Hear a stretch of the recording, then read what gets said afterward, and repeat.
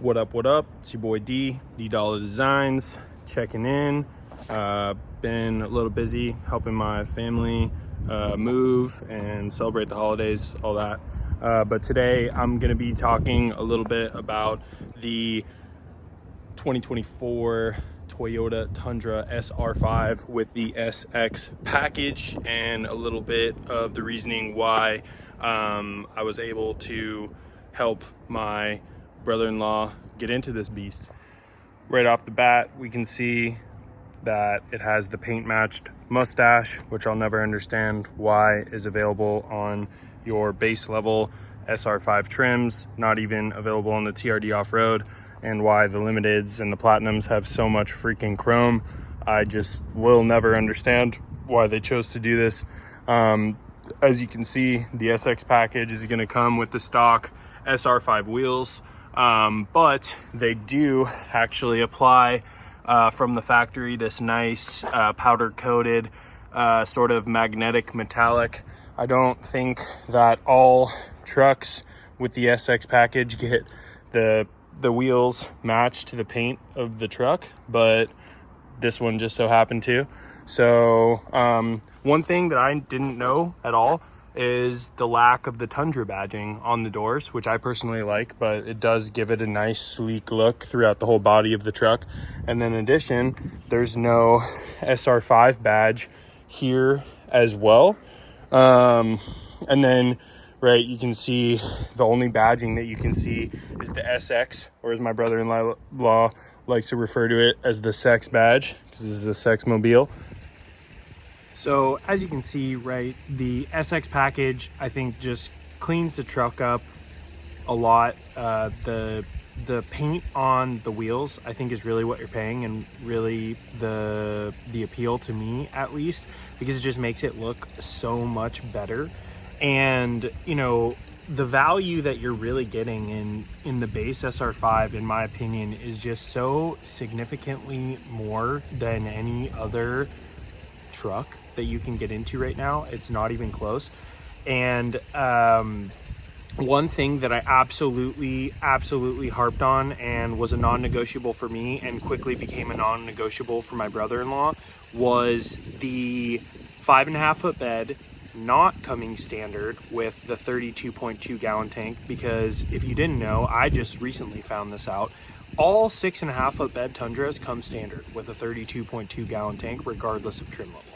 All limiteds and above come standard with a 32.2 gallon tank, and apparently the rally package comes now standard with the 32.2 gallon tank, which I thought was pretty interesting. But I really don't know what I would do if I had this smaller tank, because I absolutely love the range that I get with the bigger tank. And especially for me, I'm off-road a lot. I'm on, desolate areas. My brother-in-law, they do the same thing. They run their truck hard. They use it often. So having the extended range is an absolute non-negotiable. And I think that that's something that can easily get slipped through the cracks. And also, the convenience package that it comes in, the blind spot monitoring is just such a phenomenal safety feature. I mean, I look every time, but it has still saved me multiple times of vehicles that are shorter than the truck, or something that I might not have seen. So I ultimately 100% recommend everyone to get that package. But, regardless, you can just slide in to an amazingly capable covered bases truck, right, for about $50,000. If you use a broker or can get a really good deal, you can get into these trucks for like 47K, which is just absolutely outstanding to me, right? One thing that I want to just mention briefly that I'm truly shocked about is how actually plush and nice just the base SR5 ride quality is, even as compared to my SR5 with the TRD off-road package.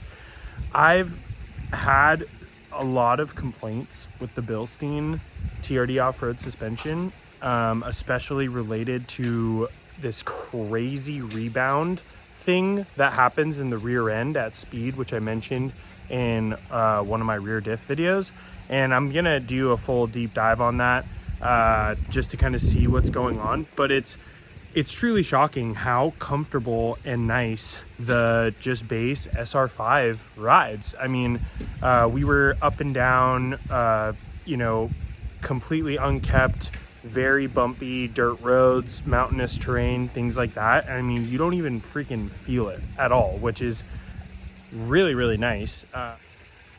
To wrap this video up, I think it's really easy to get lost in the noise of the motor recall and the lack of quality and how Toyota's fallen off and how these trucks are built terribly and how everything rattles and shakes and all of that. But I really do think that we're seeing a massive improvement, especially between the 2022 to the 2024. I think we're even seeing an even bigger improvement between the 2024 and the 2025.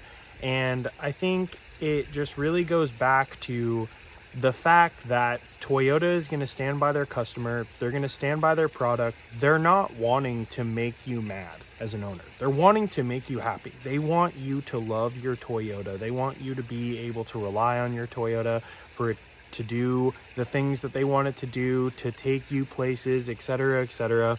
And I think it's important to just kind of take a step back and evaluate the market, because as we know, like, Toyota is not the only manufacturer struggling right now. Ford just issued recall for 2023 to 2024 Lightnings, every single one of them, for sudden loss of steering due to an improperly torqued lower control arm bolt. We've seen tons of transmission and electrical problems in the new Colorados. We see just, again, total motor failure on the 6.2 and the 5.3 liter variant across the GM platforms, not just the trucks. We've seen complete failures in very early mileage of the 3.0 EcoDiesel, the not the Ram, but the little Turbo Max that I'm referring to. And it really is just kind of a testament to what the consumer has been demanding, right? Which is the max amount of horsepower, the max amount of torque, the best fuel economy, the highest tow rating, every bell and whistle that you could possibly stuff into a vehicle. The complexity of these new trucks, these new cars is astounding, right? I mean, hats off to the engineers for being able to fit it all in. I think the one thing that is just severely suffering due to this, because everything has trade-offs, right? That's why we went turbo. The reliability of the 5.7, right, from the second gen, wasn't always that way. There's still some issues with it, to be honest. But, you get that because you don't have two turbos. You don't have compression. You don't have a secondary cooling system that's mechanically driven. You don't have the amount of force and stress and heat on the mechanical workings of the motor in a naturally aspirated V8, right? So you get the power, but you don't get the economy. And as we demand this as consumers, something has to give. And the unfortunate part about what has given, in my opinion, from the manufacturers is the quality and the quality control. Because at the end of the day, we want all of these things and we want them to be as cheap as humanly possible. And don't get me wrong, I'm not saying these trucks are cheap. I think it's absolutely insane that to get into a new pickup truck that's a half ton, you have to spend at the minimum $45,000. I mean, that's really unprecedented. And if you really want any sort of options whatsoever, you're spending $50,000 to $55,000, right? And in some cases even more. So I think the consumer is really the one that's suffering. I think it's a symptom of the demands that we've had on these manufacturers. But ultimately, the way I look at it is I got a non-hybrid because I just thought that it would be less complex, which it is. As we've seen, some of the hybrid units are leaking. None of the hybrids have been recalled, if I'm not mistaken, right? And we're seeing guys with trucks that are going and they're technically not under the recall, which, I mean, that is absolutely the worst case scenario, right? Your motor blows and Toyota comes back and says, hey, you're not on the recall list, we're not going to cover it. But in my opinion, right, until at least my warranty runs out and I'm not on the recall list, the worst case scenario is my motor goes and I get it covered.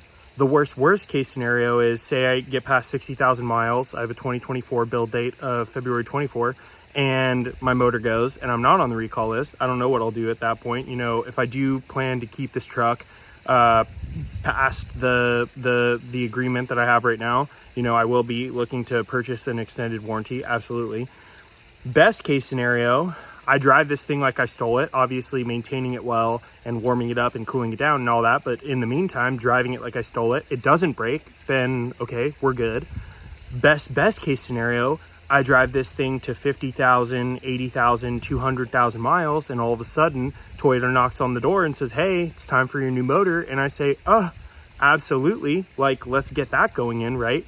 So at the end of the day, if I was going to sit in a boat with a manufacturer who I know all suffer from quality control issues across the board ever since the COVID dilemma, then the one person I'm going to choose time and time again is going to be Toyota, because time and time again, they have stood by their product, stood behind their consumer, right?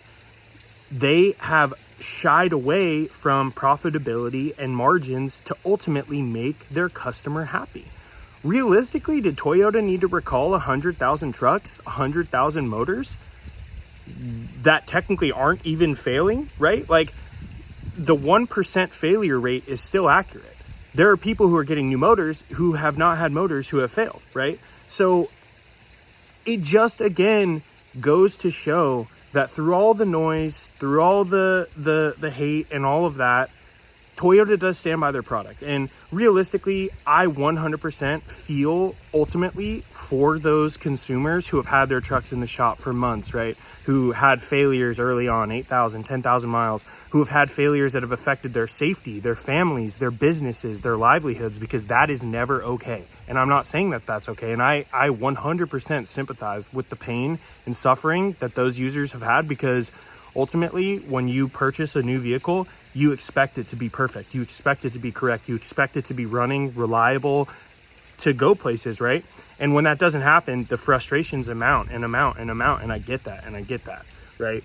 But at the end of the day, for most consumers of this vehicle, they are not going to have that experience.